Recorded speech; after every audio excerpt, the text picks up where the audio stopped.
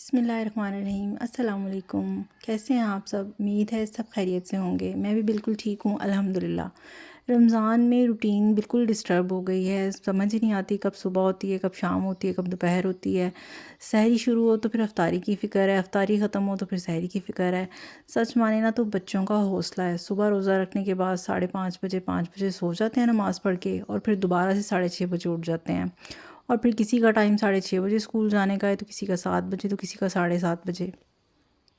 اور میں اپنی بات کروں تو یقین کریں صبح کے ٹائم تو ایسے ہوتا ہے نا کہ میرا سر گھوما ہوا ہوتا ہے، اور مجھے بالکل سمجھ نہیں آ رہی ہوتی کہ میں نے کیا کرنا ہے اور کیا نہیں کرنا ہے۔ بالکل ایسا لگ رہا ہوتا ہے کہ جیسے میں نے کسی قسم کا نشہ کیا ہوا ہے، سر چکرا رہا ہوتا ہے، اور سارے کام بھی بالکل دھیان سے کرنے ہوتے ہیں، کیونکہ بچوں کی اسکول کا ٹائم ہوتا ہے اور بالکل الرٹ ہو کے ہر کام کرنا ہوتا ہے، اور ذہن جو ہے وہ اپنی جگہ پہ حاضر نہیں ہوتا، اور کام بھی ضرور کرنے ہوتے ہیں۔ آج کی روٹین اس طرح سے گزر رہی ہے کہ میں نے دوپہر میں یہ ولاگ بنانا سٹارٹ کیا۔ میں نے سوچا کہ کھانا بھی بنا لوں، ساتھ ساتھ افطاری میں بھی یہی کام آئے گا، اور آپ لوگوں سے کچھ باتیں بھی شیئر کروں۔ ویسے ہی زندگی کے دن جو ہے نا وہ ان میں ٹائم اتنا شارٹ ہو گیا کہ کچھ کام ہو جاتے ہیں اور کچھ رہ جاتے ہیں، لیکن ماہ رمضان میں تو بہت سے کام ہوتے ہیں، اور اللہ برکت دے ہر چیز میں، کرنے بھی ضرور ہوتے ہیں، ہو بھی جاتے ہیں، اور سمجھ بھی نہیں آ رہی ہوتی کہ کیے ہیں کہ نہیں کیے۔ جیسے سمجھ نہیں آ رہی ہوتی ہے کہ بچوں کے کام کریں، اپنے کام کریں، عبادات کریں، آخرت کی فکر کریں، یا پھر عید کی تیاری کریں۔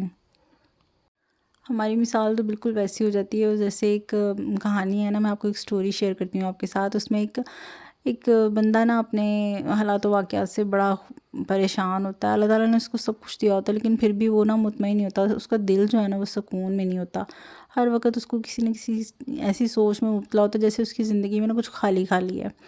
تو وہ کہتا ہے کیوں نہ میں کسی سائیکیٹرسٹ کے پاس جاؤں اور اس سے مشورہ کروں کہ آخر میرے ساتھ ایسی کیوں، میری طبیعت میں ایسی بے چینی رہتی ہے، ہر وقت مجھے سکون نہیں ہے۔ تو وہ جاتا ہے ایک سائیکیٹرسٹ کے پاس، اس سے مشورہ کرتا ہے۔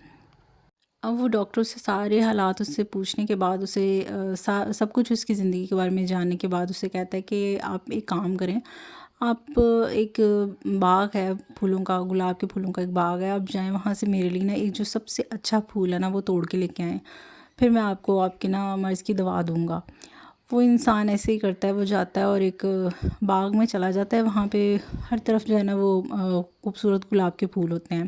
اب وہ باغ تھوڑا بڑا ہوتا ہے، وہ اس میں چلا جاتا ہے، وہ کہتا ہے کہ سارے پھول تو بہت پیارے ہیں، لیکن میں سب سے اچھا پھول ہی لے کے جاؤں گا اس کے لیے، تاکہ اس کو میرے ٹیسٹ کا پتہ چلے کہ میرا کتنا اچھا ٹیسٹ ہے۔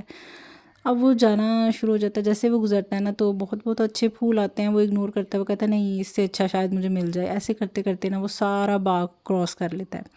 اینڈ پہ جو ہے نا اس کو یاد آتا ہے کہ ڈاکٹر نے مجھے کہا تھا کہ تم نے واپس نہیں پلٹنا، بس جو سب سے اچھا پھول مل گیا اس کو لے کے آ جانا ہے۔ اب جناب اس کے ہاتھ خالی ہوتے ہیں، اور وہ آتا ہے اس ڈاکٹر کے پاس، اسے کہتا ہے کہ پھول تو مجھے بہت سے ملے تھے، لیکن نا میں آگے گزرتا گیا، میں سوچتا گیا کہ جو سب سے اچھا پھول ہوگا نا وہی آپ کے لیے لے کے جاؤں گا، لیکن اینڈ پہ نا وہ باغ ختم ہو گیا اور میں نے چانس مس کر دیا۔